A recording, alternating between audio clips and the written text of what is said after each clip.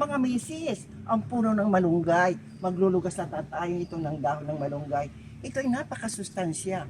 Ang daming benepisyong na ibibigay sa ating katawan. At syempre, hindi na tayo bibili. Ito na mismo. Ito mga misis, meron pang isang puno na napakataas.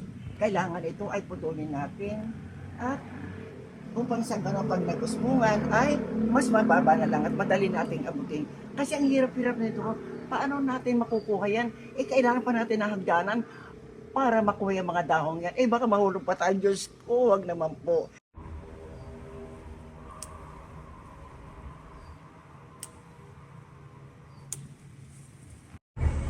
Ito na mga misis, ang malunggay na ating na-harvest. Alam nyo ba, napakaraming benepisyong na ibibigay nito.